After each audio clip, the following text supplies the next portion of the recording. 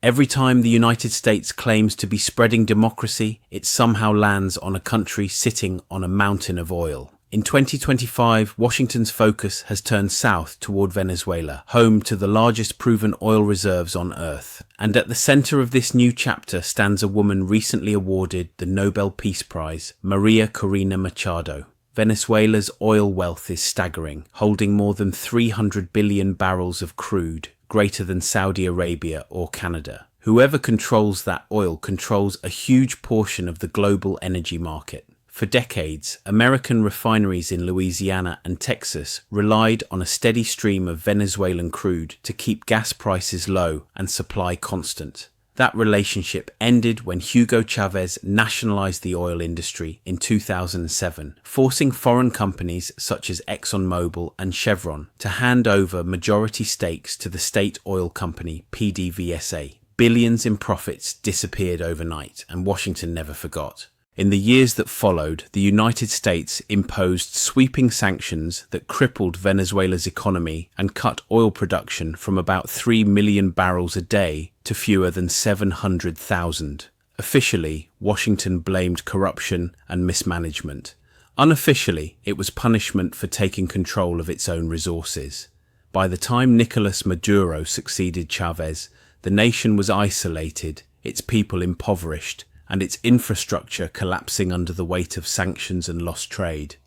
Into this landscape stepped María Corina Machado, a veteran of Venezuela's opposition and one of the most outspoken critics of the government. She was involved in the failed 2002 coup attempt against Chávez and has long been backed by US-based political groups, including the National Endowment for Democracy. Over 2 decades, she has built relationships with Washington politicians and strategists who see her as a reliable partner for restoring American access to Venezuelan oil.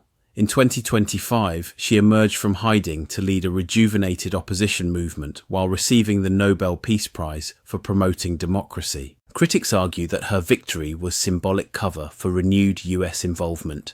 Leaked reports suggest that Machado privately promised to re-privatize PDVSA and lower royalties for US companies to about 20%, returning Venezuela to the pre-Chávez model, where most profits flowed abroad.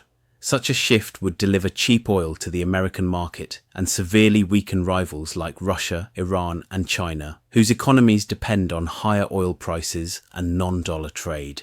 Behind all the rhetoric about democracy and freedom lies a familiar story of power and profit. Controlling Venezuela's oil means controlling a cornerstone of global energy and financial influence. And while María Corina Machado is celebrated as a symbol of peace, her rise may mark the next phase of an old pattern in which the promise of democracy masks the pursuit of resources. This is Sheppard Lens Media, independent, unfiltered, human.